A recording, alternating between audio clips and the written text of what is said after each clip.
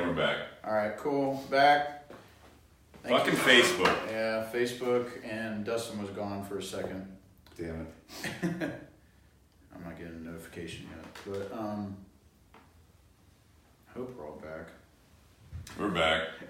We're back. Nate, what the fuck? It's not even 2 hours. Yeah, I know, Nate. I don't know. I don't know what to tell you, man. I didn't. Fucking someone text Zuckerberg. Alright, I'm gonna share this here real quick. Go ahead. It's the same one? No, we're on. We're going. Oh, okay. Well, yeah, so go I ahead. didn't get. I'm gonna go ahead and share this real quick, okay? Now we got it. All right, cool. Yeah, so we're gonna get back into the audio. We're at an hour and 9 minutes on the audio, but. Sorry about that, everyone. We don't know. We just saw broadcast interrupted. Everyone piled off. We're already at 1.1K views, so please reshare this, and we're going to keep going. We're in a good point here, I hope. Please share it. Tyler. Hey, Ron. Nate. What the hell? Ron, it's going to be okay, folks, please. Ron, I think it's when you actually tuned in. I'm not going to point the finger necessarily, but I don't know, man. Hey, Dad. Dad. All right. Go ahead and share real quick, too, so we can get this all done here. I'm putting in, we're back.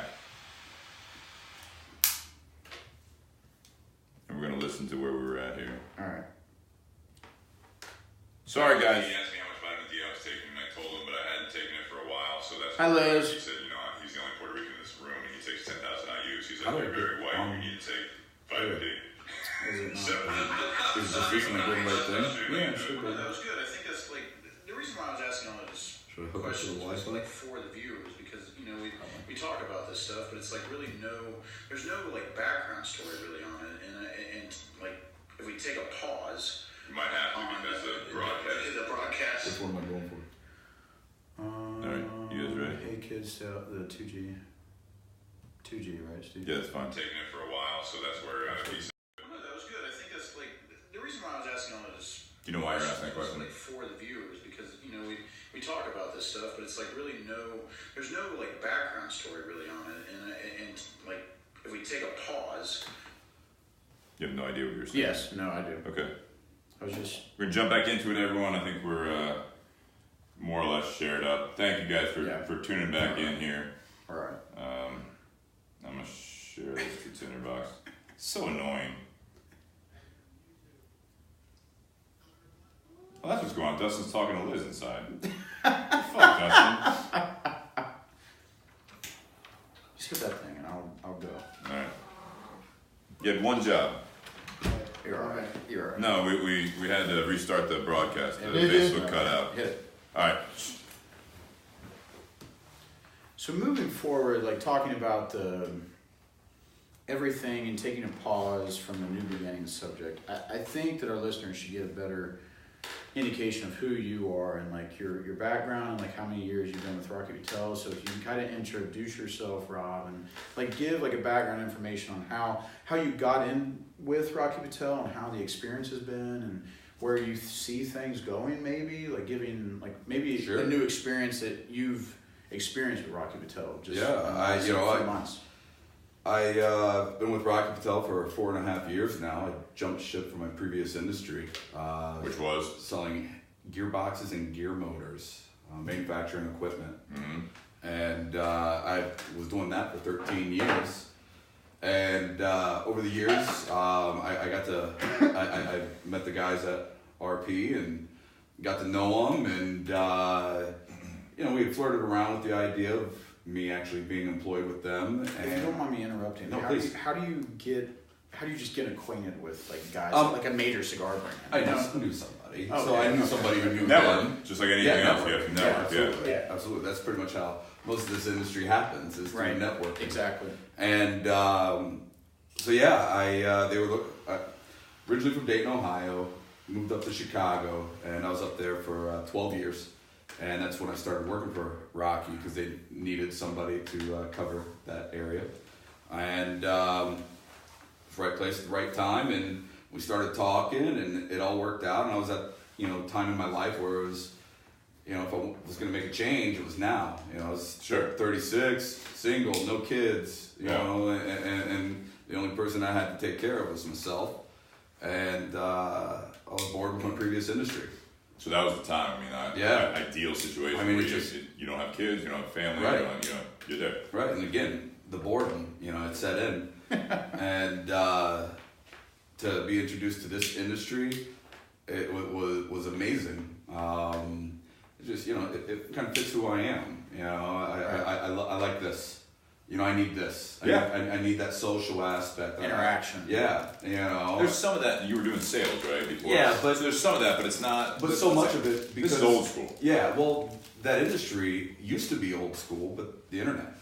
Yeah. It was mechanical engineering, so everything went online. All the calculations, all the data, everything that you needed. Was through programming and and it was on websites. It was all available. And so this was happening less and less. So many days I found myself just sitting, in front of a computer, just sharing data. And those days got real long. No-go. It's a no-go. And then I fell into this, and it was that I was certainly nervous. I had no idea how big. Did you smoke cigars before? Is my question. Absolutely. Okay, so you're into it. Yeah. But I had no idea. I knew of cigar lounges. I'd, been to many, and but I had no idea how big of an industry it really was. And a lot of people don't, unless you're a part of this industry, you don't realize how big this little industry is. Well, for those of you that go to it, like me, I've been to several shops, but I'm used to, when you come into our shop, sometimes you'll forget, and that's, I think, many things. Like you go to a bar, you go to a restaurant, but just think about I have to think about how different your other accounts are. Oh, absolutely. When you come into our shop, that's what I think, and I think of other reps coming in, but for you, it's like, all right, and you look at your schedule, I got Tinder Box at Easton. Yeah. And I'm not just talking about you, but any rep in any business, it's kind of like I either act like you put a show on to a point that you make them feel good about it, you thoroughly enjoy it, or there's the accounts where you're just like, God damn it, I cannot handle my Thursday because Thursday I have to go see, brand X or whatever this account. Luckily for me though, I don't have that situation with any of my accounts. There it is. Talking about your last job. Wink. But I guess that's well, the big it is. Look, because it is a big industry. There's so many different styles of shops, right? And this industry is built on relationships. Yep. And not only the relationships and the friendships that come. Absolutely, yeah. But the different mindsets. I come from a very engineering-driven industry where it's dotting your I's, crossing your T's. It's very organized. Bullshit, by the way. I assume she's talking about all your accounts. I'm not gonna name names because I think she has some shared accounts. Put face on. The public is watching. I love you all. Top 5 worst accounts. No, shit. Go. Oh shit. So, was it disconnected? He keeps hitting a button. No, but like I said, fall in this industry, and I love the way I actually get to work with people, because I do. Not to sound hokey, but most of you guys know me, and if you don't know me and you meet me, you'll learn. I'm pretty sincere. When I go into the shops, whether it's someone I have a great relationship with, or someone it's just I'm the sales rep, I'm in here to, let you know what product we have available and how I can possibly help, and then I'm out the door. Yeah, you're in and out. There's some people that don't have to deal with reps for whatever reason. Absolutely. So you've got to, learn the balance, learn how to, work with different, personalities, and that's kind of the fun of it, even. Yeah. I think most reps, I know I do, when I'm out on traveling, because, it's a lot of days on the road, a lot of hotel nights. And, one of the things I try to do is I always try to end my day at a shop that, it's more than just business, they're friends. You enjoy it. You do your best to do that. Because you can always at least end your day on a good note, that kind of scenario. Right. And I even say, I say it all the time, again, the road life does get tiring, and, a hotel bed's never as good as your own. And you're going around and you're visiting, people you enjoy to visit and this and that, but those days get long. Yeah. But even on a bad day, at the end of it, I sell cigars for a living. That's it. I work for a company that, I believe in. I enjoy the product. I like and respect the people that I work with and for. Yeah. And you feel fulfilled, right? Right, absolutely. I recognize daily how lucky I am to have this gig. I think that's what my problem was, like getting back on a new beginnings and stuff like that. Yeah. I'm about to get into an industry like yours, where you're not a traveling salesman, but you're going around to different door to door, and different stores, and you're introducing yourself at the beginning, and then you like create relationships, and that was one of my actually big talking points in my interview. Really was, I had a question about do you prefer or like what's your strengths and what's your weaknesses really, and to actually like point out your own weaknesses to your potential boss. Did you say you care too much? Huh? Did you say you care too much? No. Fucking hate that answer. Huh? Works too hard. Do you work too hard? No, but here's what I did say. That's terrible. Here's what I did say though, and it makes me kind of nervous that way because I do know where you're going. I do know where you're going. I interviewed hundreds of people over the last. And I know exactly where you're going. You hate the people that you interview, and their weaknesses are their strengths, right? But what I did is what I was talking, which I get. Yeah, what I did was I talked about my weaknesses that were past weaknesses within recent years, like 2 years. I went back like 2 years. Yeah. And I said, these are my weaknesses, and this is what I've done to work on them. Right. Because I had spoken to someone before, and they said, these are the things that you need to basically show the person you're talking to that you can do, right? And one was like collaboration, one was like drive for success, and the other was like working under stress or working with problems, right? And at my old job, I felt like I was putting out fires every day because it was completely on me, and I was learning every day on my job, right? So one of my things was I was talking about, you said planning and writing shit down, right? Yeah. So as we sit here, one thing I started with the podcast, and I did mention the podcast, so maybe he'll listen. Nice. But and it sounds so much more glorious when you tell people, I do a podcast. Oh, really? I know they always get. I love it. People What's get it about? and especially life. Yeah. Life. Well, and especially life. When we do it in a studio. Especially getting into industry like with liquor and like low proof whiskeys and beers and stuff like that, and you say your podcast is called Bourbon and BS, and to kind of see them light up is kind of a good feeling. But anyways, besides that, what I was talking about with him is, turning the weaknesses into strengths, and the planning and the having a book, like as we speak. Like I have to write my stuff down as we're talking here tonight, because I used to not to, and I'd get jumbled up in what I was saying. It's helped you out. And then I'd have Kylie making fun of me because I forgot what I was saying. You know what I mean? Like, and that's a joke to Kylie, but still, it's used to be Ray. Yeah, Ray too. But he's all wiped up now. He doesn't listen to a podcast in Vietnam and Hong Kong. But their internet sucks there, Ray. He's not here.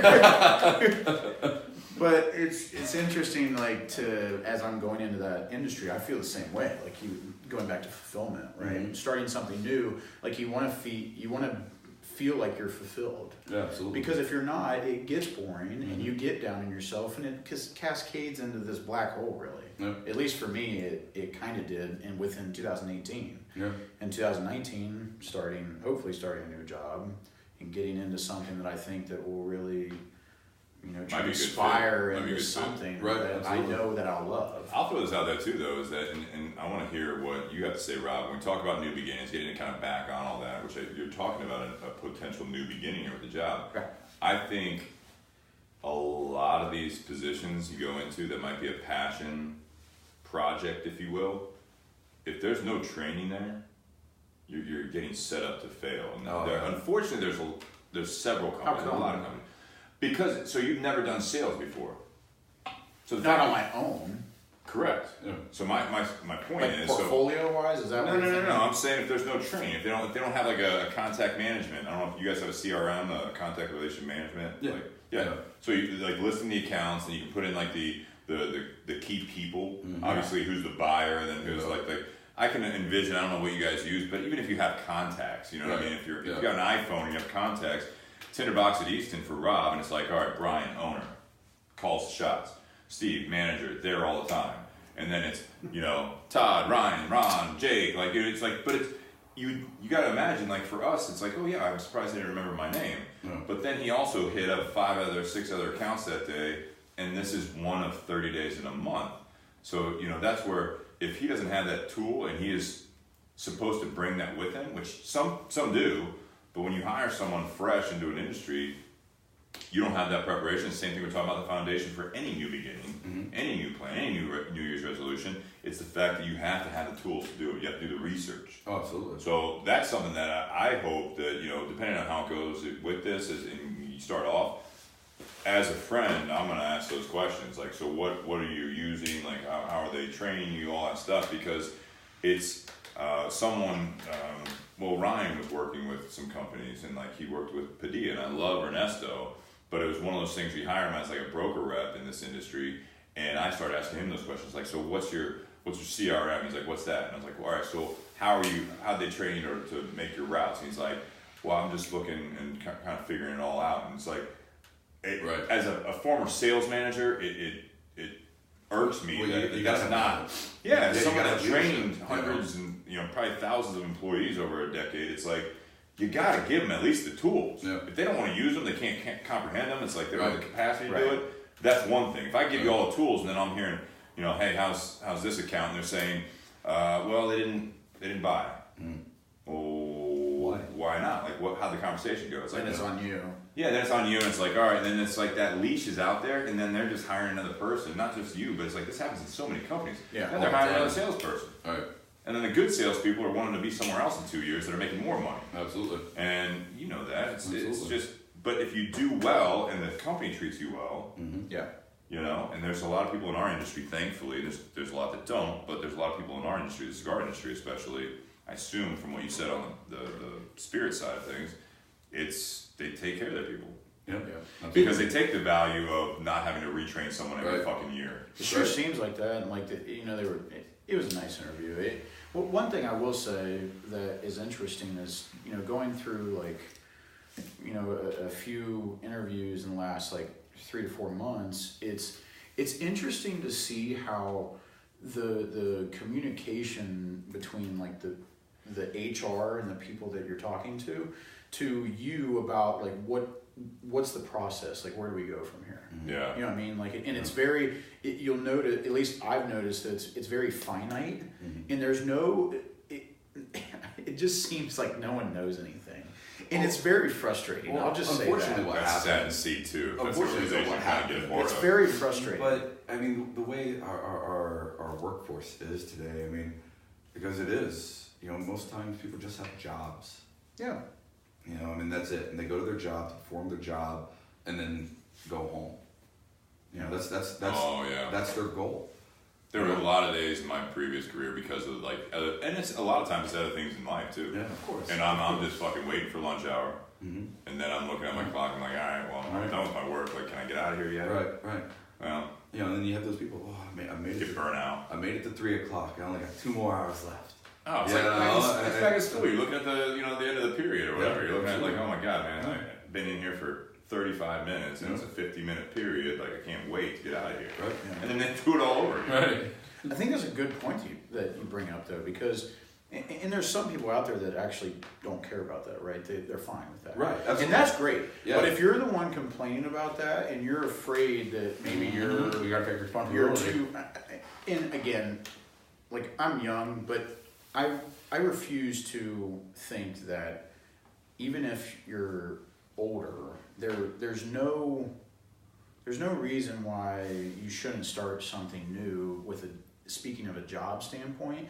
If you're so miserable at it. Right, absolutely. You know what I mean? I refuse to think that and before we get into the subject of reality, get your ducks. Yeah, let's not talk about reality. Get your ducks set before you do something like that. Like, don't go in your office like, I'm done. Yeah. Yeah, we had and that walk on out. podcast. And that's fine. Yeah. But don't I'm bracing myself because that's where Steve's going. Well, because there we've had is a reality. we've had a similar There conversation. is a reality. I know that. Well, and that's what Rob's point was, is that when he made that shift in career and that he jumped ship, if you will, into this industry, he had no kids. He's in his mid-30s, and he's doing okay, but it's not what he wants to do, and there's no fulfillment, whatever. He has the opportunity to do that, and it could have absolutely backfired. Oh, absolutely. And he could not be sitting here right now and still in the cigar industry 4.5 years later. He could be in a cubicle somewhere and being either miserable, but he's still like, you got to be employed, you got to get a job. So it didn't work out. You're doing something else. It's there. You're right. The reality of it. We talked about it before, and that's what you're probably expecting is if you have a family and you have financial responsibilities, you own a house, you own a car, you own all that stuff. You can't just go and be like, I quit. This is bullshit. I'm not happy. There again, and this is my reoccurring thing, is you have to have that foundation. You have to do your homework. Mm-hmm. So I was one of them.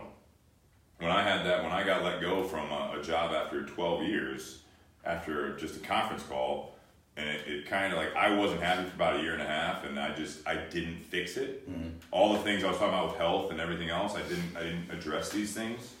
A lot of things going on in my life there where it was just all kind of just down. Yeah. But when you're not happy with something like your job, that's when you start looking, and then you go in the next day and do your job. Right. And then you look again, and then you go back in and do your job. It's not like don't be at your work being miserable and looking for a new job. Because I tell you what, that's just a way to procrastinate doing your actual job, and then you're going to get fired and you haven't done anything. Not at work. When you get home, do that. Right, but I'm saying you still have to do what you're doing now so that when you're building that base, that plan and all that stuff, then it's like, it's not just you wait until it's like, for me, it was us or them, or them or me, right, type thing. And that's where I was not happy, but I would talk to people and they're like, what else do you want to do? I was like, I don't know, I've been with this company since I was 19 years old. Yeah, wow. You know, and I've taken all these steps and I built a hell of a resume. Yeah. And a lot of people get institutionalized. Like we were talking about, like Shawshank, like that is a real thing. It is a real thing. Well, change is scary. Talladega? No. Shawshank. I don't think they're the same. Yeah, they're pretty close. Why do you do that? Like... You're right.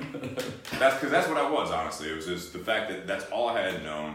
And as I became an adult after college, I had basically been working for this company, and I had new opportunities. Every time I was not upset, but I wasn't happy, I'd get a promotion. Right. And so I'd have a new opportunity, and now I'm learning again. I got stimulation there, and I'm happy there.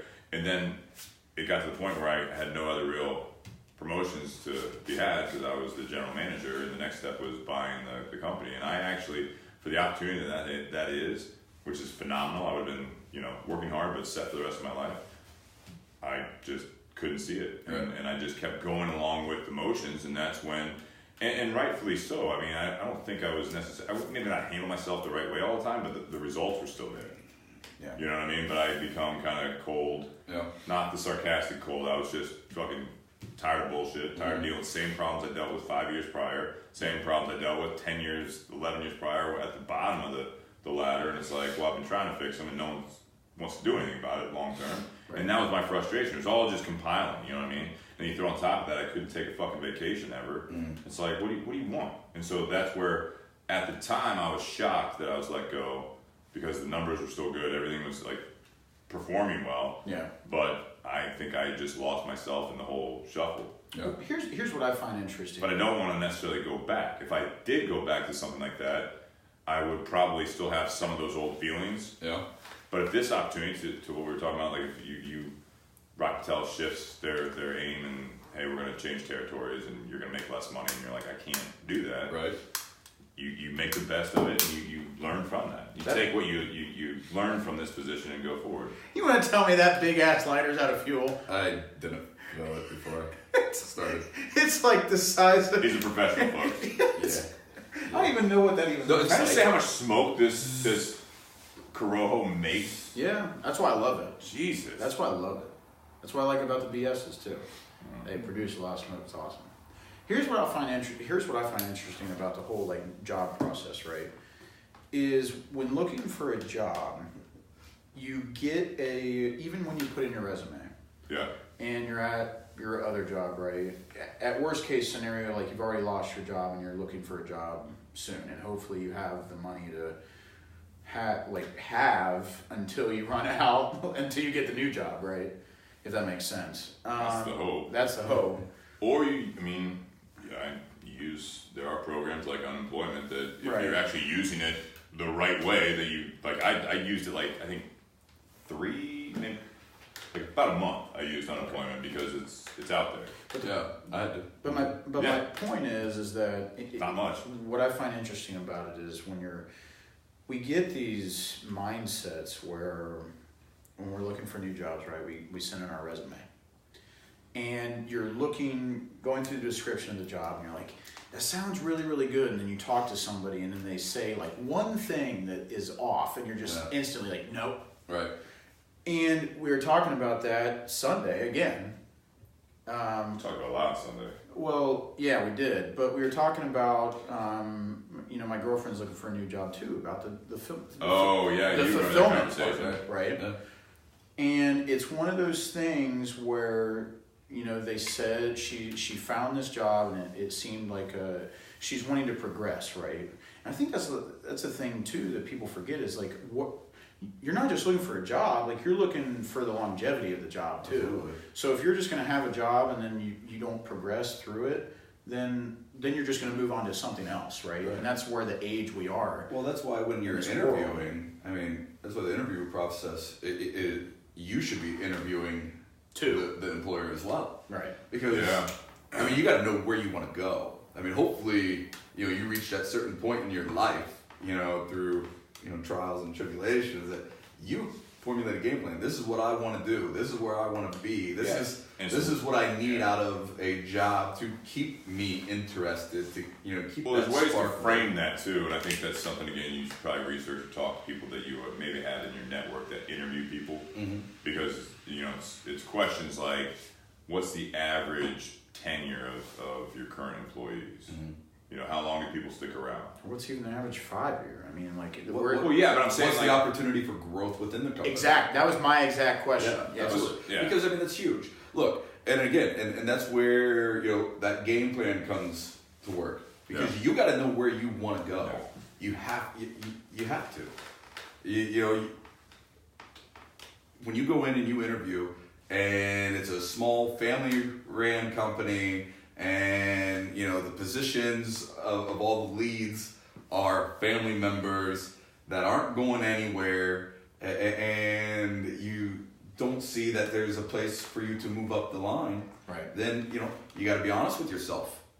Is this something I want? Because I realize that there's a low ceiling within this company, and you got to recognize that and decide if that's the proper plan for you. But you also have to take care of business, right? So there's a time where it's like that's what I think the conversation was. It's like you have to find out what you can, in a sense, live with, or what you are going to be happy with, because you may not be able to financially, like you were saying. Hopefully you can hold out. You can't hold out for the perfect opportunity, or you can't also, in my opinion, have unrealistic goals. Right. And you have to figure out what those unrealistic goals are. Yeah, but if something like really turns you off to something, I think you should still experience or still look at the opportunity and dive into it, right? You just don't look at something and then say, well, I'm not interviewing, right? You still take the interview, but what I did disagree with our conversation Sunday, it's not all about the fucking money all the time.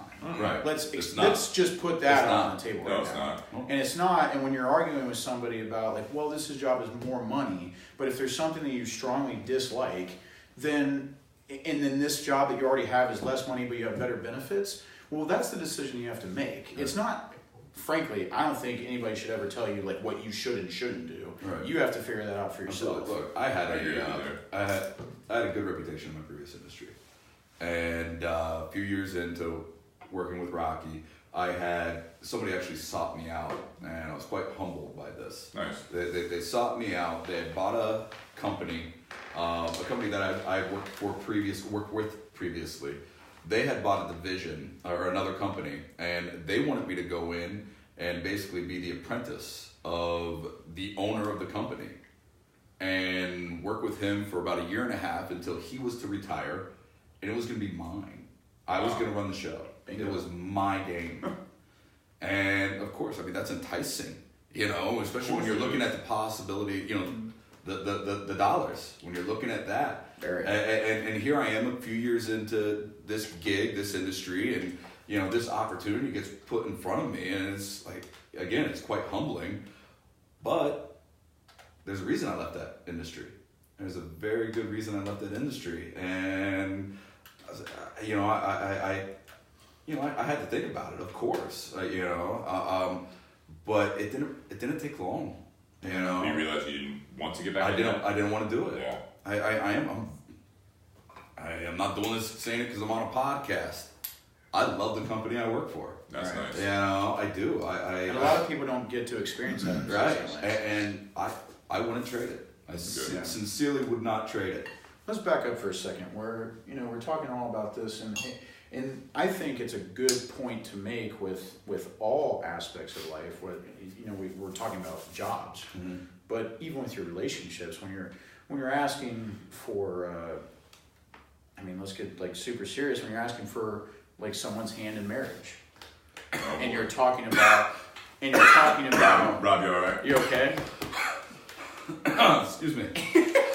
Joe Boo needs a refill. I mean, but that's like a serious thing where it's like if you start a life with somebody, you're getting, if you're living with them before you're married, like maybe, you know, the super religious people may look down upon that, but it's something I think I've had a couple friends that haven't experienced that, and I'm looking at it like, oh my gosh, because I couldn't, like, when Alicia and I moved in together, I know for the 6 months, like, we were at each other's throats because we weren't used to how each other lived. Of course. But now we're so much better at life and our relationship. We built off that. Yeah, absolutely. And it's one of those things where I think if you don't start asking questions about it, like what we were talking about with the job, it's the same with the relationship. Where if you're not at least talking about it, right, and you just instantly, like, for the man, right, or nowadays a woman could do it, it doesn't matter, but you just ask him to marry you, and you have no idea, like, what you're going into it, and you love him to death, but, like, it could end badly, like, let's be honest, and I think, you know, how Alicia and I have done it, where we've, like, she'll ask me about it, and it's like one of those things where, look, like, one, we're not financially stable enough to do this right now. Two, again, like, to be completely honest with our viewers, I can't buy a ring. And three, I think that's the financially stable thing because you guys are already doing the rest of it. Yeah, and three, I love you, but I don't know if I'm ready for that. I'm 23 years old. Yeah. Some people know it as soon as it clicks, and that's fine. And it doesn't mean that I'm lesser than that person. No, not at all. But it just doesn't mean that I don't know if that's ready. I don't know if it's a point in my life that I need to be in. Well, it's like we were discussing on Sunday. What? No, I think it's great points. You know, you laugh. So where we at? No, I was thinking, like, when you started, you basically started the whole story, the whole scenario with, like, you know, there's some people, and I was going to joke about saying, you know, something about, like, you know, let's call them, you know, Ricky? No, like, Make and Lalicia. It's completely hypothetical. No, I'm real with her. You know, let's just throw it out there. Like, I'm sure there's people out there. I'm 100% transparent with our viewers and listeners. They know my shit. Because you started with, like, you know, there's some people out there, and then like with Alicia and I. No, my dirty laundry's out there. No, I love it. It's perfect. It's perfect. But again, you know, it's like we were talking on Sunday. You know, and I made the point. Your dad says asking for a friend. Perfect. Exactly. Perfect. Wrap it up. Let's call it a night. Done. That was the done. And then on that note. Bye, Dad. Bye, Dad. I'll see you some other day.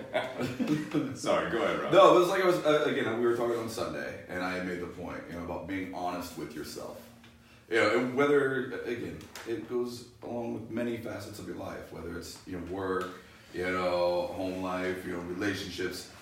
everything. You've got to be honest with yourself. You've got to know yourself and what you need and what you want.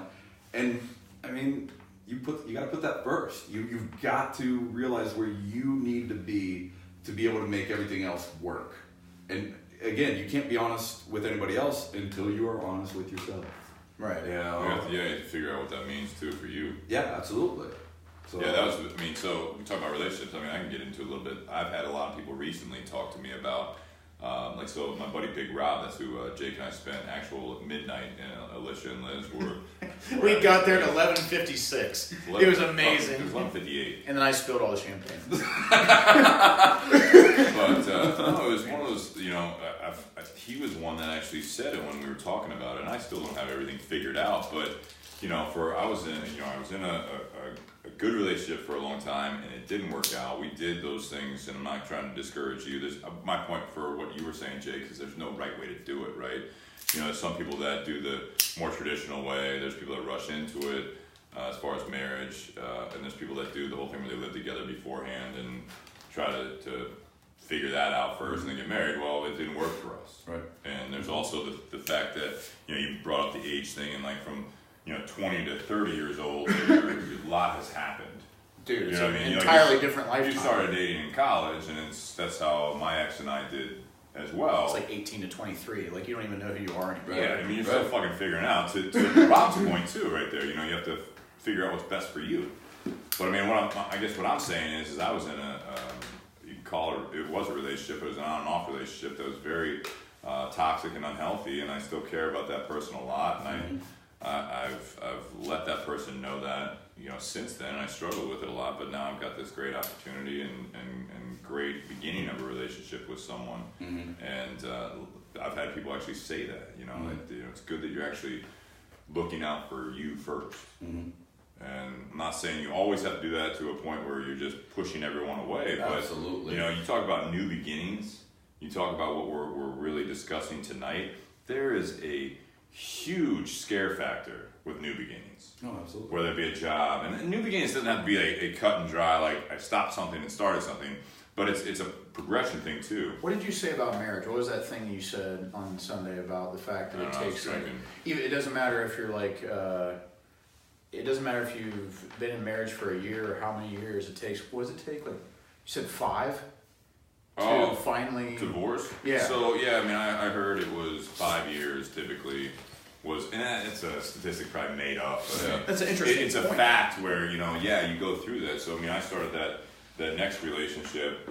It was one of those things where I finally we weren't even necessarily officially divorced yet, but we had it was like October. We decided. So then it was like you had to go through the lawyer thing. And then you had to set up, like when you set up we were doing a dissolution, and it was one of those things where it's like, we were done, but we were still living together while we were going through the process.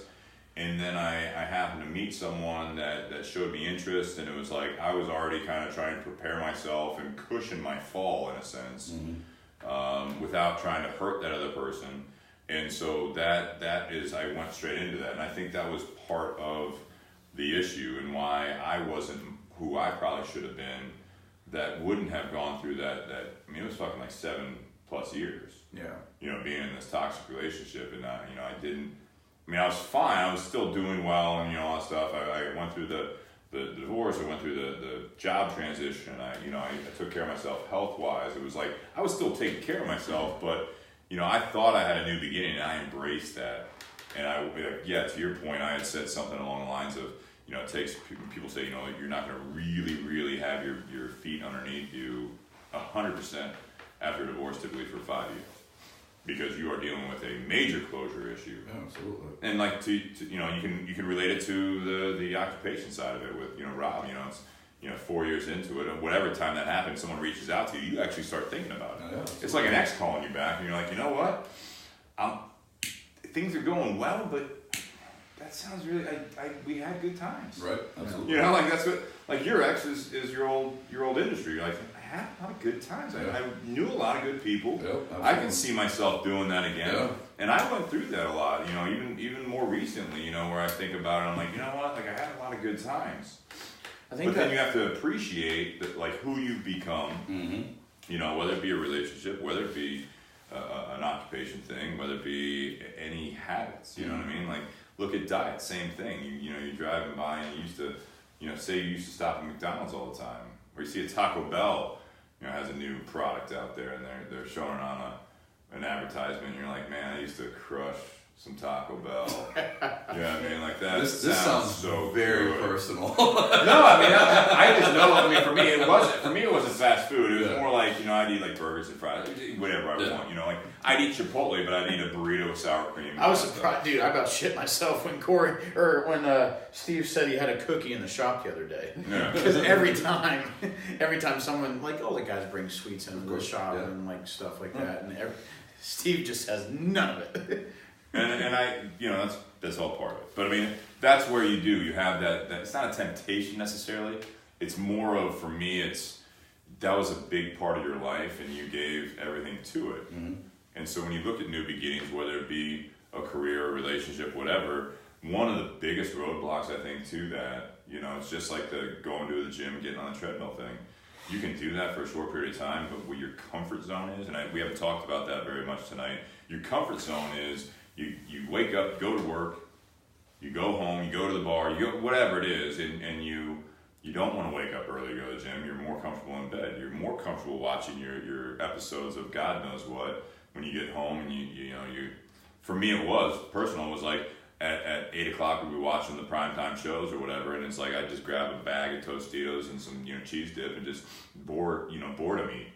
You know what I mean? That was like just like the comfort. That's what you did. Absolutely. You know what I mean? And your body starts craving it. And go back to that whole thing where, you know, mentally you're trying to better yourself, but you also have to do it physically. If you're just doing it physically, but you're not taking care of the mental side of it, I mean, it goes very much hand in hand. Absolutely. So you have those temptations from your exes. I mean, I think that's something that doesn't matter if it's a person, if it's a job, if it's a lifestyle thing. You go back to your comfort zone because it is your comfort zone. Oh, and it takes you a long time to get past that point where you realize that you have that, where you're like, I love that, like the relationship thing for me, and talking about that, where I had this, not temptation, but almost like this, I did care about someone, whether they treated me well or not. You liked an industry, whether it really was what you wanted to do or treated you well or not. And when that opportunity just even pokes its head, whether it's something that was an active thing or even a passive thing where you just see it, or you know, with exes, you see a picture, or you like Facebook memory pops up, whatever it might be, you know, you're just like, oh, that was a great day in the office. You know, I made some major sales. Like I got a new client. Oh, you reminisce. Yeah, you reminisce, and it's like that's how the mind works. But you have to always, you know, that's where I say, you know, on a lot of my posts and check-ins, you know, like stick to the plan, keep moving forward. Right. Yeah, that's not always new beginnings. Yeah. That's literally like you might be in something good and you might be on a good path. You just have to remember what that plan is, right? And what your goal is. Yeah. You know, shit, man. I'm 38 years old. I know, Rob, you're a couple years older, and Jake, you're younger. But I mean, I saw, you know, you see these people pass away. Mean Gene Oakland from WWF, if anyone would watch that, passed away, and it's like, man, that was my childhood. And then you see that he was 76 years old. And I'm like, that's less than half. Like, I mean, I don't have another double of my life. Right. You know, when you think about that. Or that is, I'm 38, so 76.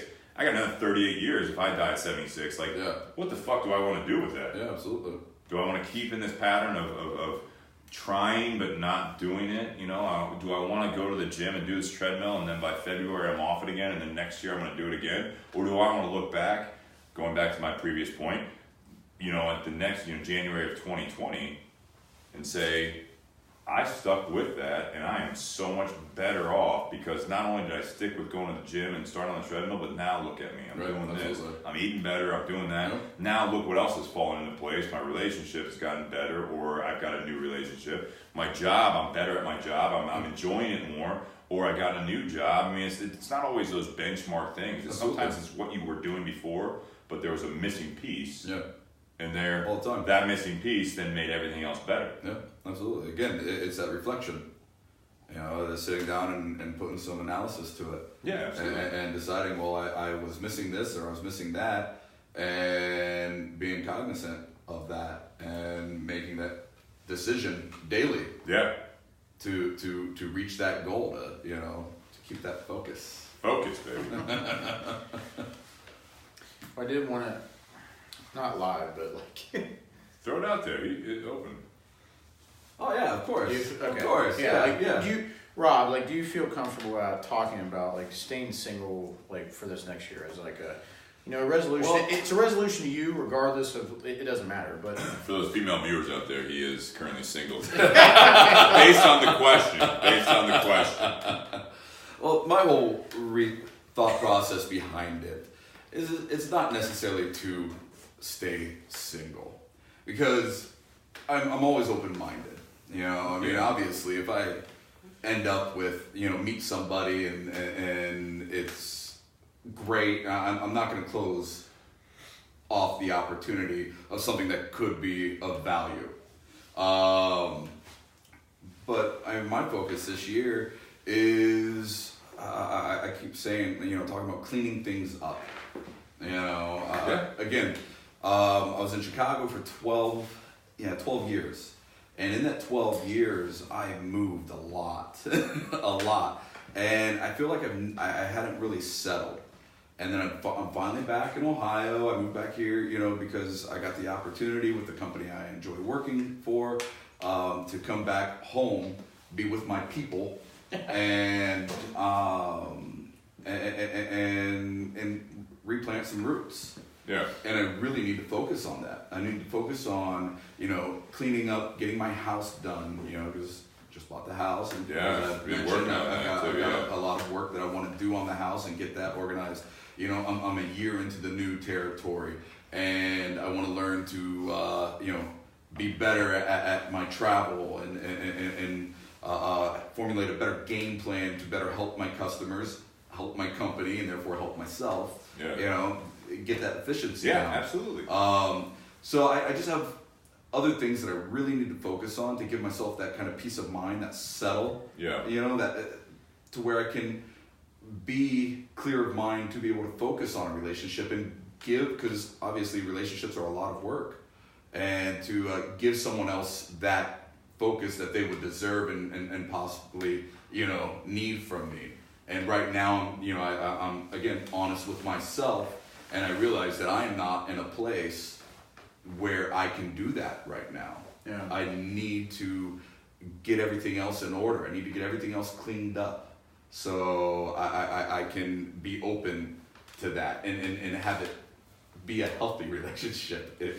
When it does. Yeah. So it's kind of along the lines of your mindset, really. Absolutely. Is the biggest thing. Oh, it is absolutely the biggest thing. And unfortunately, after losing all my weight, we talked about that. I've had a string of injuries, the past 5 years. Yeah. And it has hindered, my progress. Do you think it has something to do with the weight that you had on? Oh, absolutely. Yeah. Absolutely. Yeah. Almost like an atrophy thing. Yeah. Yeah. Well, that and then the car accident. That didn't help. So I almost guarantee that, though.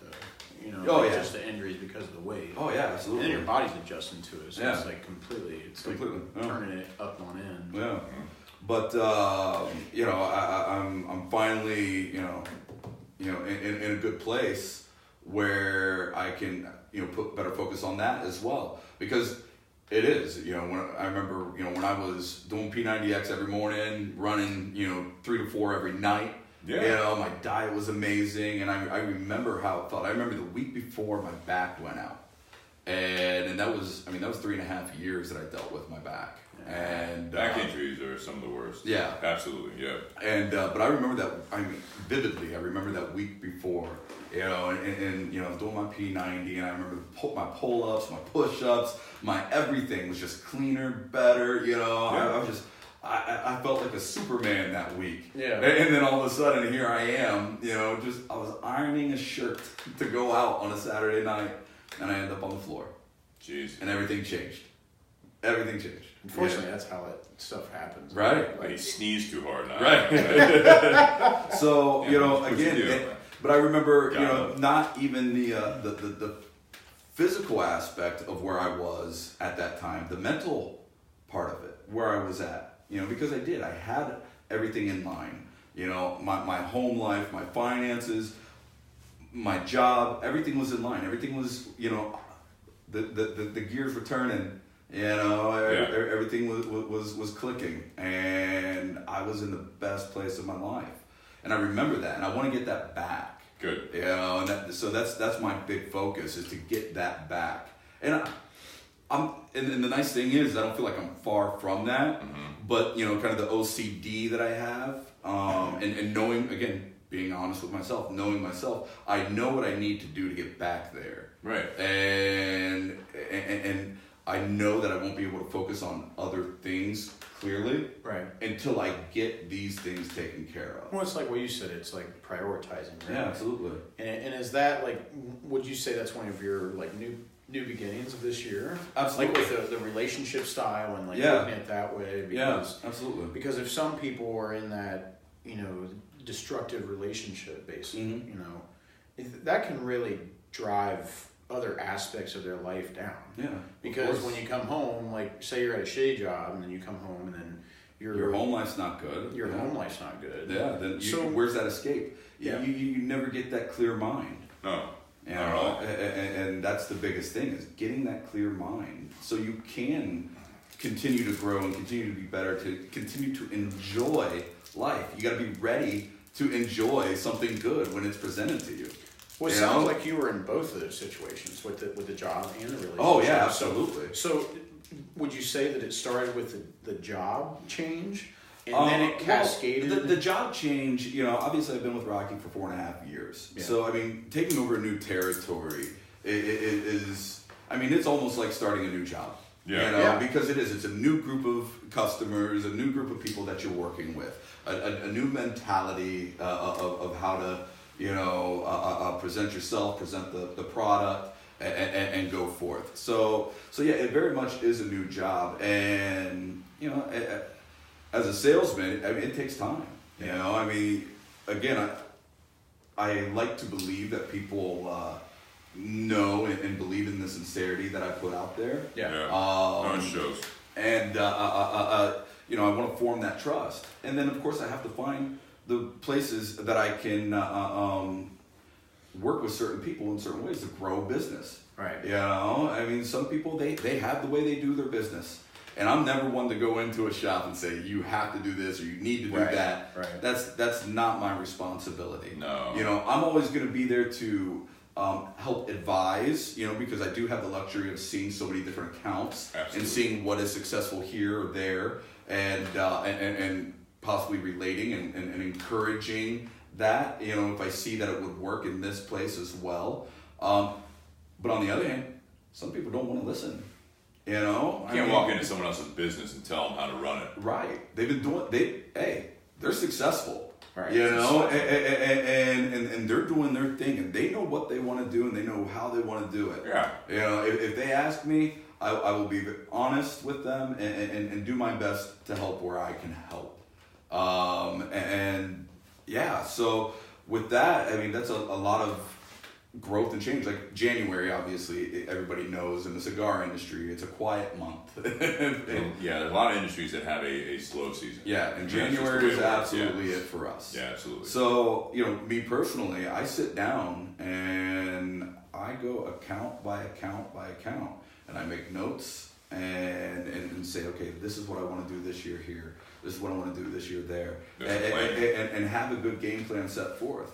And, you know, of course, with my travel this year, you know, bouncing around here and there, you learn just how to travel better.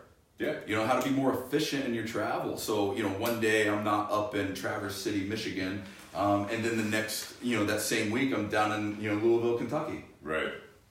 Doesn't work like that. It doesn't work like that. Right. I mean, every once in a while, that situation presents like itself. Yeah, absolutely. You have to do that. Yeah. But, you know, that's... Do you think that... sorry to interrupt. No, you're good. Do you think that... What I'm trying to get at is it seems like you said you had a new territory for 4 years. You're in Chicago, changed jobs, and I don't know how long you're in your relationship, but recently that has changed, right? Right, yeah. So what I'm trying to get at is... Again, ladies. what it's what I think, at least what I'm hearing, and what I heard Sunday, right, is what has the different mindset with the job changing in the new territory? Do you think that sparked something in your head that said, okay, maybe I need to be real with myself in the relationship and say, this isn't really what I was wanting? Yeah, you had to be real with yourself for a second. Well, yeah, absolutely. I mean, especially in relationships, unfortunately, after some time in a relationship, of course, after that honeymoon period kind of wears off, you see, certain trends, and again, that's where being honest with yourself comes into play. Yeah. You gotta knowing yourself. Yeah, you gotta look for those red flags, and I'm not necessarily meaning red flags like this person's doing this that's destructive, or this or that. Because the person's not always necessarily the toxic part of it. The relationship period is toxic because there's the connection that's not there. There's that next step in that relationship that isn't there, and you gotta recognize that. And the quicker you can recognize that, obviously, the better off you are. Yeah. And I've 41, single, but I've been in relationships where I don't want to say I wasted time, because you grow, you learn, you have your lessons. That's relative.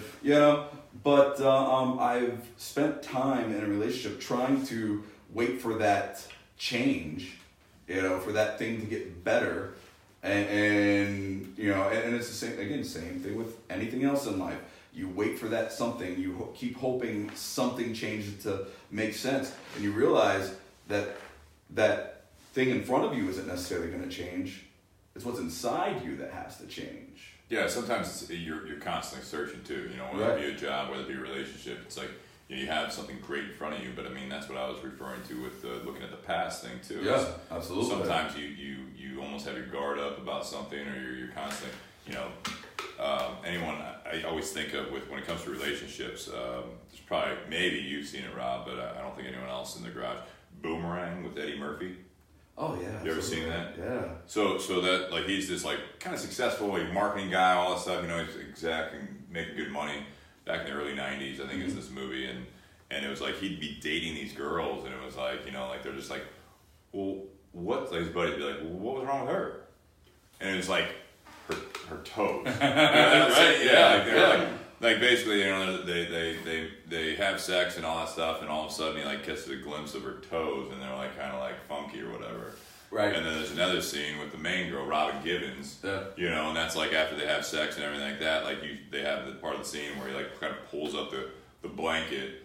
And they're great feet. And they're great feet. And he's super happy. Yeah, he's doing one of these. So it's with relationships especially, there are times where you can be not too picky, but it's you're just you're not letting yourself appreciate it. Absolutely. And I think that's something that you said you're 41 years old. It doesn't matter what age you are, whether you're in your early 20s, you're in your 30s, you're in your 40s, there's 50s. There's people that are constantly looking at certain things that that they are hoping go not hoping go bad. It's just they're picky to a point where they're either too fixed on certain aspects. I'm not saying settle. I'm not saying that. Right. But Of course. when you look at new beginnings and stuff like that, you don't want to necessarily just go into the situation constantly focusing on the negatives. They will present themselves. Oh, absolutely. But it's one of the things that you may have to work on, and not you particularly, Rob, but that when you're looking at some of these things, whether it be a job, a relationship, whether it be your fitness thing and all that stuff, is that you go into it more with, and it's cliche, but an open mind that you have to know, again, going back to that know yourself, that you want to actually see it through, but also have your standards. Don't. I like to look at relationships a lot of times. If the majority of the time is negative, if the negative outweighs the positive, then you're absolutely in the wrong situation. Absolutely. And sometimes, to your point, Rob, it's on you because you are basically shutting yourself down. You're not putting yourself out there. You're not even letting yourself. You're not allowing yourself to experience what's actually happening. It's the same thing with the stereotypical guy or girl, like, they're in a relationship and they see someone else that's very attractive and they're like, what if? Mm-hmm. Like, you can do that at any age. You can do that at a younger age, and you might be okay, and that's something that you deal with because you have the rest of your life, and you'll probably find someone else in that. But you might screw up something great that's right in front of you. Well, you definitely will screw up something great, but you also might have a thing trigger where you're like, I'm not happy now, and this is why. Right. Well, that's easy. But if it's based on physical appearance, it's one of those things like, like for me, it's like you have to be physically attracted to someone. Of course. With a job, you have to be you should be happy to go into work.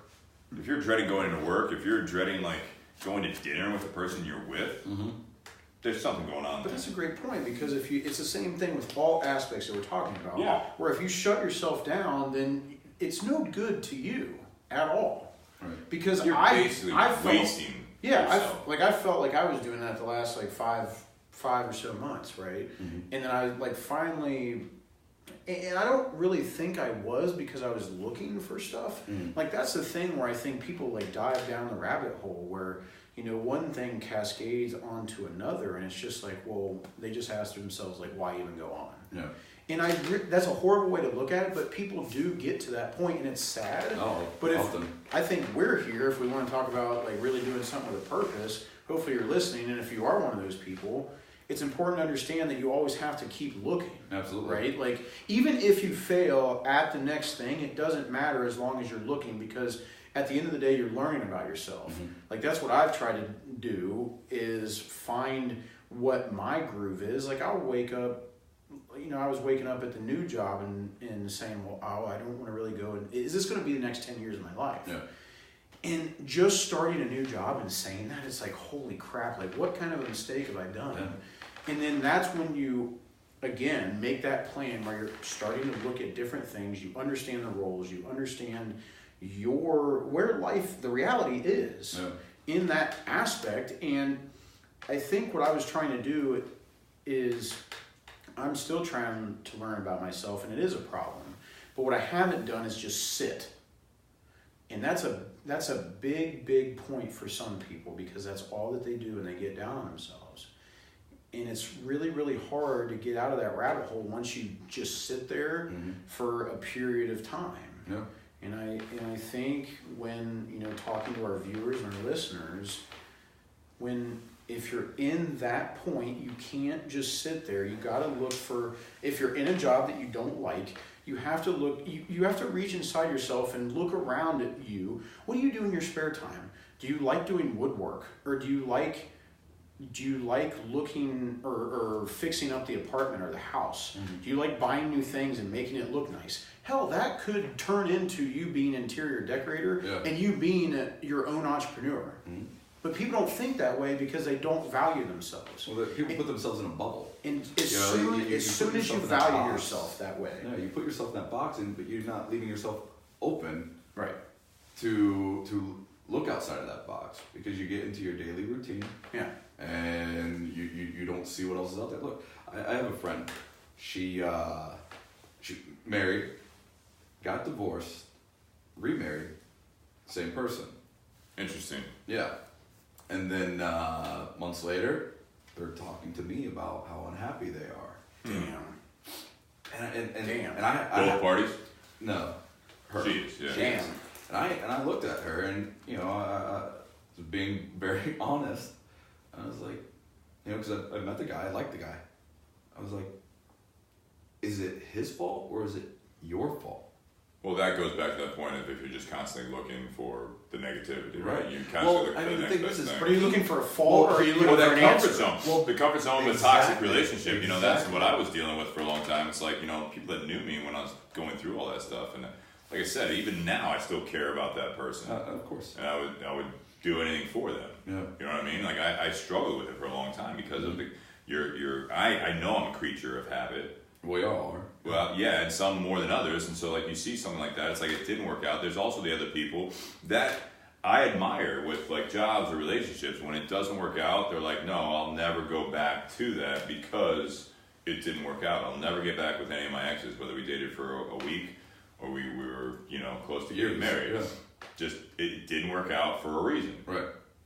And you might sell yourself short, but if you have that mentality, you feel confident about it, maybe that is a good thing, because then you actually are allowing yourself to experience something else. If you're constantly always looking for the next best thing, when I look at that statement in a negative light, it's you are not appreciating what you're doing now. From an entrepreneurial standpoint, from someone that's growing all the time, build off of it.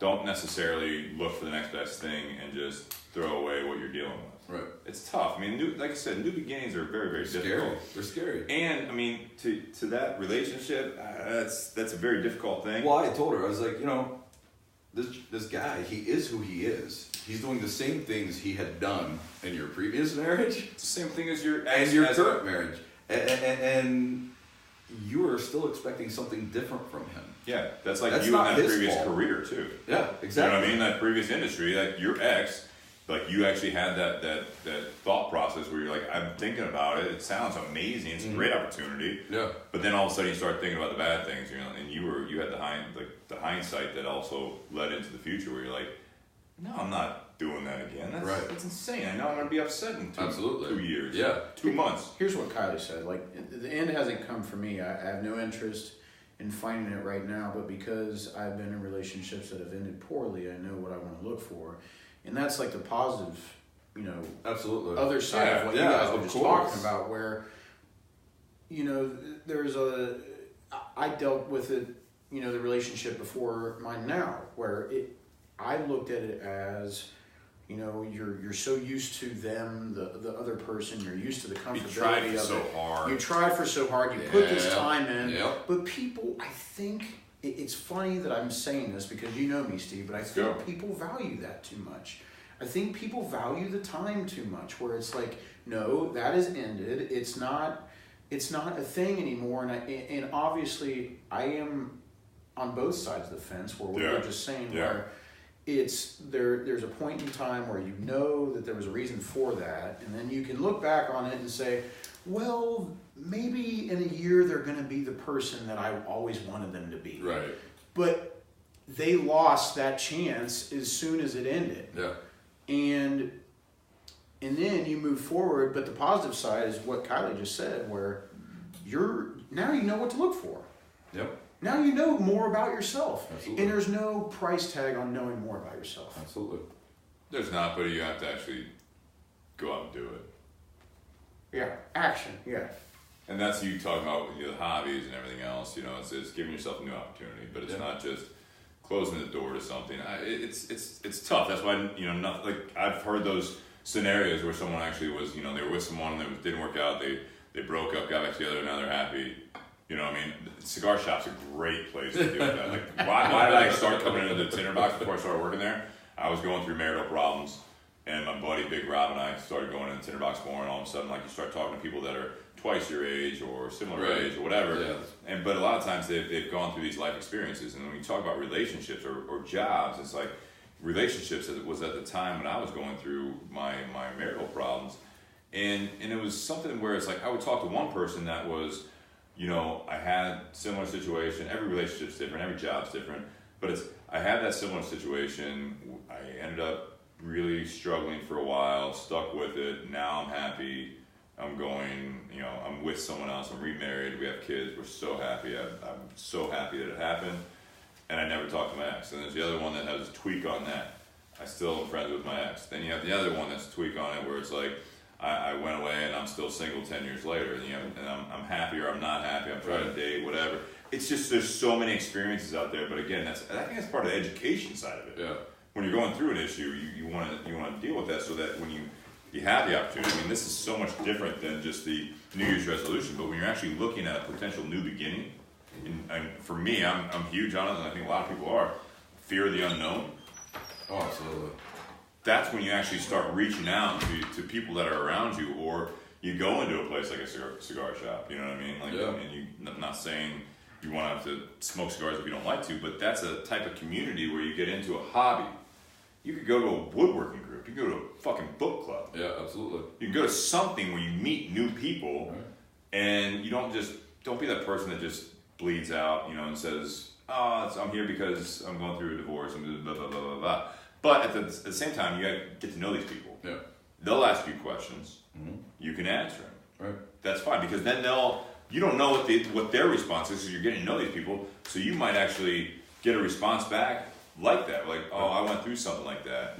We stuck with it. We worked out. Well, that's all part of, again, getting out of your box, out of that bubble, and meeting different people and learning, different ideas and experiences. I always talk about, again, I was 12 years in Chicago. Best thing I ever did for myself. I was in Dayton, Ohio till 27 years old, and, I'm blessed. I have an amazing family, an awesome group of friends that are family as well. Yeah. And when the opportunity came for me to move to Chicago, Took it. I knew people up there in the industry. Yeah. But I didn't know anybody else. But I was nervous. But I took it. And personally and professionally, it was the best thing I ever did for myself, because I got out of that box, I got out of that bubble. How about a growth period? And I learned so much about what I wanted and needed in life. So when the opportunity came for me to come back to Ohio, I had to think about it. Like, am I doing the right thing? We're taking a step back. Right. Bingo. That was the main thing. Am I taking a step back? Right. And then, I like to think I sit down and look at things and reflect often in order to try to do better and be better. But I did. I sat down, I looked at my time in Chicago. I looked at what I had accomplished, where I was when I moved up there and where I was at that point in time. And I was like, I did it. I did it right. I was successful. I had fun. I had growth. I am better both personally and professionally. Right. And now I get to go back to Ohio, again, do a job that I love, and be with my people. And I like, for you, it's great, because it's like, I'm hearing a lot of things in your life that's kind of recurring. Mm-hmm. Like you talk about like the P90X, and you're doing so well, and like a new beginning for you this year is possibly revisiting something like P90X. Yeah. So sometimes a new beginning is something that you realize that you left off on. Right. Whether it be injury, whether it be something you had a hobby like woodworking, you know what I mean? Like you say you have a house where you have this like shop downstairs and it's just been sitting. Right. You used to knit, you used to play guitar, you used to do whatever it is, like your hobby. Your new beginning is actually a revisitation. Getting back to something that brought you so much joy. So I love the fact that Robb's been out there, and he's like Dayton, Ohio, Chicago, comfort zone is completely shot. Mm-hmm. You grow from it, and then all of a sudden you come back to Ohio, but Ohio, like, you're not in Dayton. Right. You're close to your old bubble, you're close to your family and friends, but now you have this, you're traveling, first of all, you're not home most of the days, but you do have a new home base. Yeah. But you also have that comfort zone over here. Yeah, absolutely. So you're experiencing new things, but you're growing from everything, and the things that you value and that were important to you, you actually were able to reintroduce into your life a little bit more. And I think that's what we talk about, is balance golden. A lot of times. It's golden. It's a great opportunity. Seriously, again, I say to everybody who knows me, I always talk about my family, because I'm truly one of the luckiest people. And so here I am, I'm back here, and I'm still, a little over an hour away from where most everybody lives, but I'm able to reintroduce them, into my life on a regular basis. Right. Now they have a place to visit in Westerville with your house and everything else. Yeah, absolutely. Yeah. Great. Yeah, and so when I'm traveling, to Indiana or down to Kentucky, or even, going and visiting my shops in the Dayton area, there's a shop that's right around the corner from my parents' house. Yeah. And it's amazing, because of course they all know people that I knew growing up and hanging out at cigar shops and everything. So that familiarity, and it's those people who helped me become who I am today. Absolutely. And to be able to have them as a regular in my life again, it's gold. It's huge. Yeah, it's absolutely huge. Well, I know Steve just started on our second cigar of the evening. Yeah, you've been smoking for a while. Yeah, it's a big cigar. I mean, what is it, like 7 by 56? Churchill extra, man. It's a big boy. Yeah. So, Mi Dominicana by Jose Sejas? Jose Sejas. Sejas. He blended a lot of good cigars for, I believe, Monte Cristo, for a lot of the Altadis brands. Been around for a long time. So then he came out with this one, along with a couple others a while back. If you guys want to try something new, this is one to try. We have some at the Tinder Box Easton. They're around different shops. I think they're closing this one out. It's one of those blends that probably won't be around for a while. Dominican Puro. I've always really liked this cigar. Yeah. It's just rich in flavor, and it's very good. What do you say, like medium, light to medium? I'd say medium at least. Just straight medium. I don't know. At the beginning, to be honest, mine had like a tough draw. Yeah, I think part of the reason was I think the construction was not. I mean, even Brian at the shop said, you might want to draw a token before you take one of the garage. And I said, no, we're gonna go with it. And as you get into it, it opens up. Yeah, I'm like halfway through and it's good it's now. Burning like it's crazy. Fine now. Yeah, the draw's nice. It's got like a interesting like cedar note, would you say, behind it? Mm-hmm. Where I don't, and maybe it's with the whiskey as well, but it's, we cedary sweetness. Yeah, like, but I know you make fun of me for it, but it's got like, I think it's got like a sharp flavor palette to it. Mm-hmm. Like where it hits, a lot of different cigars don't really hit me in the back of the throat like this one does, but it definitely has a tanginess to the tobacco. Yeah. Is it just, it's all Dominican? It's all Dominican as far as I'm aware. Okay. Yeah. It's pretty good. It's good. I like it. I mean, and going from the Corojo, the old World Reserve Corojo from Rocky Patel, it's a nice contrast. It's still in the same ballpark as far as body, but it's a nice flavor, and I like that. I think the Corojo, to be completely honest, I think had a lot more flavor than this, but that's just me. I like the aroma. I hate to be that guy, and I don't know why. I think it's not quite on that point. But there are, I had a guy come in today, and he's asking about, the Cuban, what's the closest, he was a nice guy, first time in the shop, and he's asking about, I really enjoyed, he enjoys infused cigars, right? And then he's asking about part of his Series D number 4s. Like, what would be kind of close to that? Is there anything close to that? It was the way he phrased the question, and I see, honestly, nothing quite like it, because the tobacco from Cuba is going to be different. Now that I'm smoking this right now, I get some. I should have recommended this cigar. I'm not saying this is Cuban-esque necessarily, but I mean this definitely has some of that. It's that farm fresh flavor. Yeah. I'm very intrigued by the fact that Steve agreed with me there, because I know when we talk about this stuff, when we say like barnyard or like farm fresh, like start saying like, barnyard, I'm gonna fucking disagree with you. Well, what's the difference between that and farm fresh? I'm thinking of a farm roll that I got from fucking Cuba, from the farm. Exactly. So my it has nothing to do with a fucking barn. My experience is different. It has to do with a barn because you're in a barn. All these tobaccos are in a barn. Exactly. They hit a barn. Not in Cuba. Yes, in Cuba. All cigars are in a barn. All the tobacco hits a barn. Yeah, absolutely. In Cuba. In Cuba, Honduras, anywhere. But that's Connecticut. A curing barn. I know, but there are different regions, so doesn't that change it? Is a barn in Kentucky different from a barn in Cuba? That's your ass, it is. Okay. So fuck off, all right. What you may find in that barn, certainly, but the barn structure itself. Damn it. The design is very similar, but the barns I was in Connecticut were much nicer than the barns I was at Hector Luis's farm in Havana, or in Pino del Rio. Like, you're talking like they need some money. Yeah.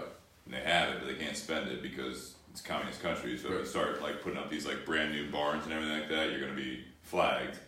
But I mean, the barns, I will say that are absolutely old looking. I'm sure. And just not, like Connecticut, it's like they basically take every other slat out with like one little movement. And it's still farming, right? So they take a board and they take out like every other slat to air it out. Cuba, it's just like, I showed them pictures of some stuff and they're like, we need that. Yeah, the dude was like, yeah, I want that. I showed him what was like an 80-year-old instrument as far as putting the pods out, like 4 seats on that. Have you seen that, Rob? So they have that where they put like the 4 pods out down when they're planting the different seeds, right? Yeah. I literally showed him something that like Altadis would have in Connecticut as something that they still use, but it's kind of archaic. And the dude down in Cuba, like he's the guy that was the roller, and he was walking around with the tour guide. We had a real small tour at Hector Luis's farm, and he just was like, I want one. Like they're looking at that, like we think it's archaic, and he's like, no, I would die for that, because they fucking go out there and they just start still sprinkling seeds. Mm-hmm. Yeah, it's unreal. Yeah, side story. Yeah, no, it's great, and the Mi Dominicana, right? Mm-hmm. It's a good cigar. Thank you, Altadis, for providing it for tonight. Getting towards the end of the podcast, I think we should start getting into our, closing remarks. And do you agree, Steve? Yeah, absolutely. Yeah. We've had a great conversation. Thank you, Robb. Oh, thanks for having me. Wilson, for being on. Rocky Patel, thank you for providing the cigar of the evening.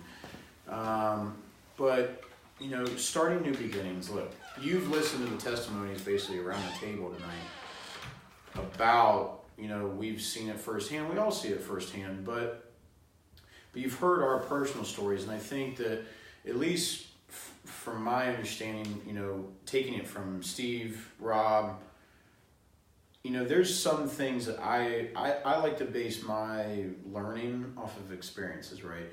And taking stuff from you guys, and taking even stuff that I even say I can look back on it and be like, oh, well, when you're talking in front of a mic, it's completely different when you're talking to yourself in front of a mirror. Mm.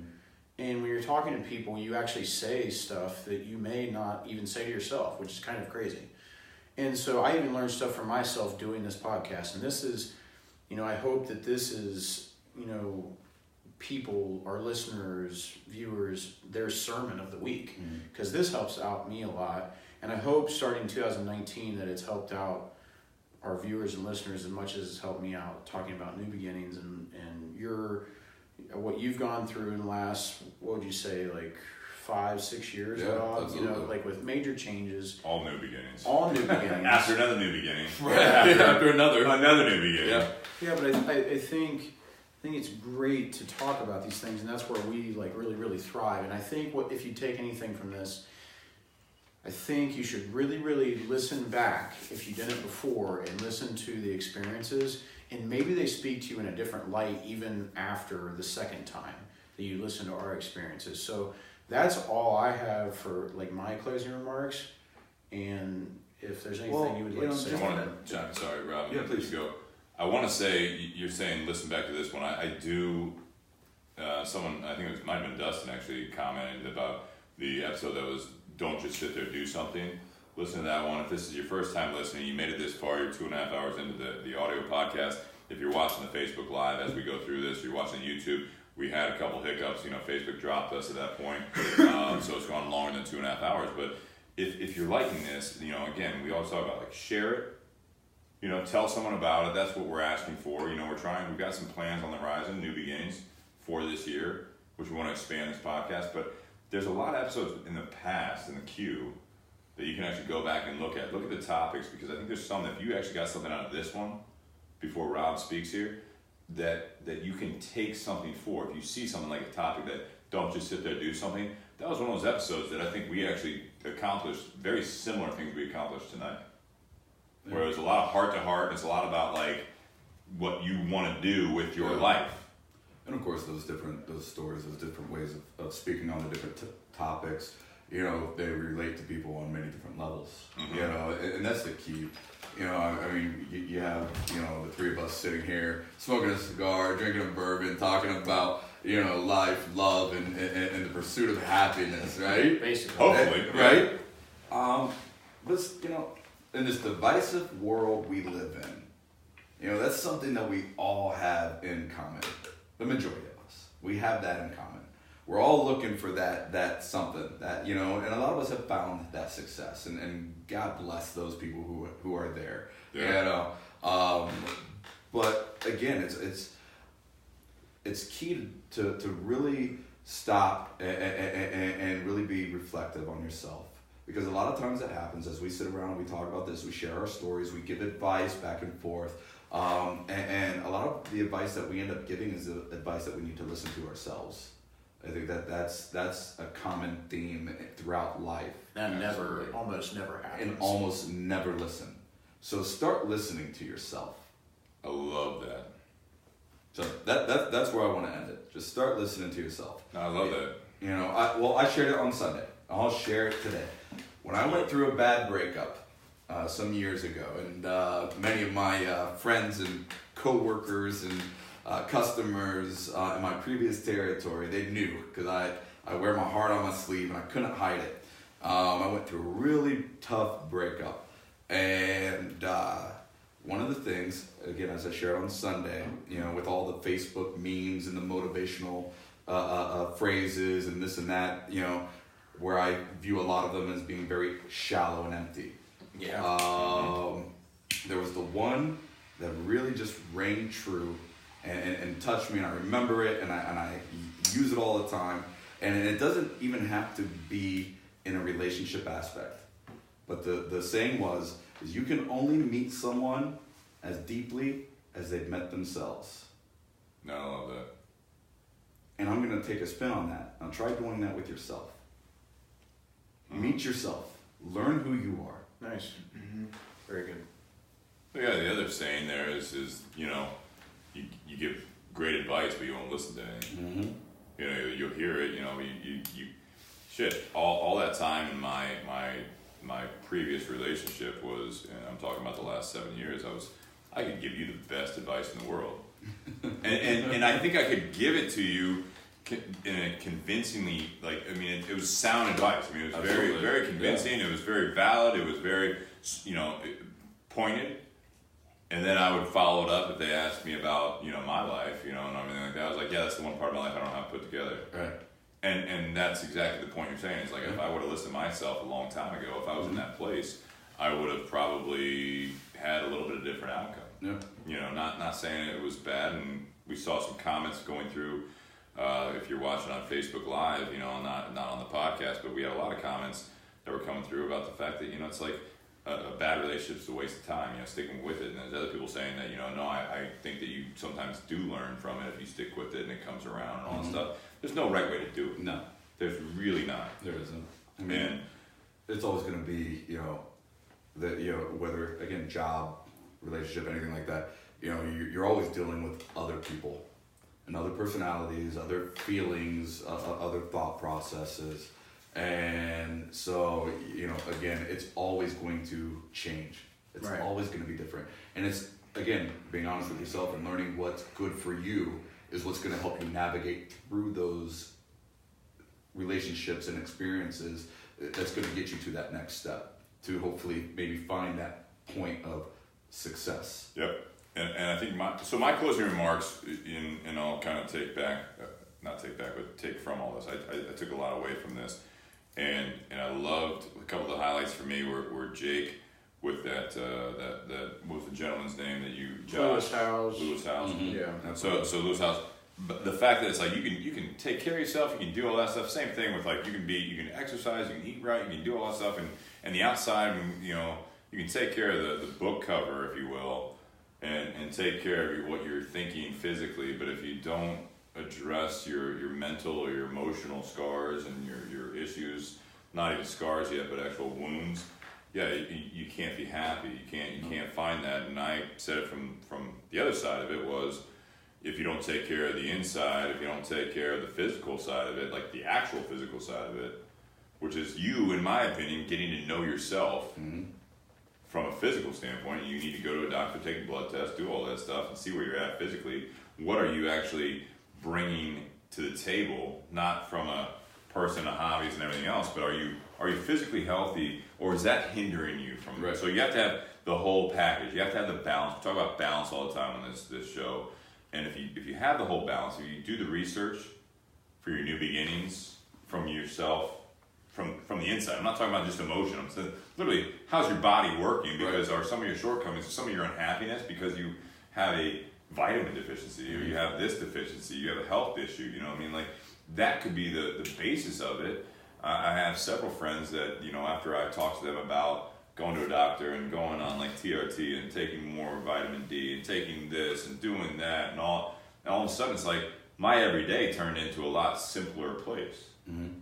You know, Yep. that's going to help you out with your job decisions, whether you are happy. If you're not happy in your job or you're not happy in your relationship, that might be because you're not happy with yourself, but that's because you are actually not 100% there. Right. You're not taking care of yourself from the inside out. And I'm not talking about your heart. I'm talking about like your physical side. That chemical balance. Yeah, you know? exactly. I mean, well, I said earlier when I had lost all the weight and I was in my in my prime of physical shape with doing P90 and running and everything. I was at my peak. I was the happiest I'd ever been in my entire life. Yeah. And because I was happy with myself. I was happy with the person that I was looking at in the mirror. I felt good every day I woke up, and so again, I had that peace of mind there to where, I was ready to enjoy the other good aspects of my life. Yeah, the foundation. Yeah. And I think that's a big part of what I've been trying, I've been trying to say is when you're looking at new beginnings and you're looking at where you want to go with 2019, or if you're, like you said, if you're in June, July, whatever, and then on the other side of it, when you look at where you were going into 2018, and when you look at where you want to be at 2020, which is right around the corner, not to rush it, but I mean, when you hit that point, it's not about your New Year's resolution that you want to be doing tomorrow, which is part of it, but it's when you look back, what has gotten better, what has gotten worse, and what negativity has stayed with you. And on the flip side, what positivity, what good things. Right. When you look back, it's not always about the negative. Like New Year's resolutions are typically what? Not to keep doing what you've been doing. Right. It's, I need a big change in this aspect of my life. Right. So new beginnings, like I said, sometimes it's growing what you've already been growing. It's building off of that, and it's also like, I don't need this other aspect. It's all about progression. It's progression. It's growth. It's all about sticking to the plan. Yes. Focus. Thank you. Thank you, Rob, for being on tonight. I loved it, guys. Yes. Enjoyed. Thank you, Rocky Patel with the Olde World Reserve Corojo. That was an amazing cigar. I actually really enjoyed that. I'm glad. Yes. And that's speaking for someone that didn't. And I believe all of you will too. So run out and buy the Rocky Patel Olde World Reserve Corojo. Where?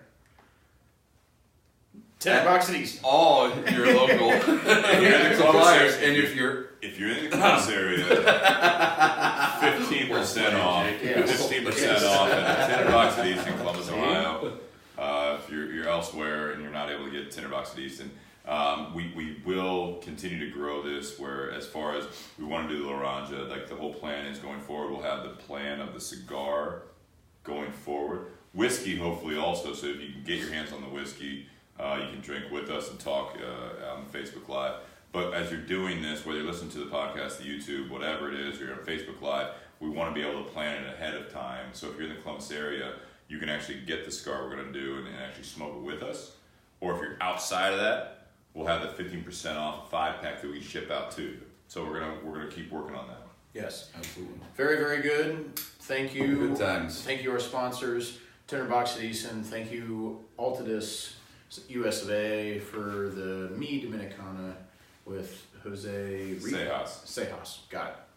And thank you, BS Cigar Company. We got two sitting here on the table here. The BS Golds, always great. There's also BS Silver. Come in, grab those at Tinder Box at Easton. They're always there, and we are gladly to sell you some.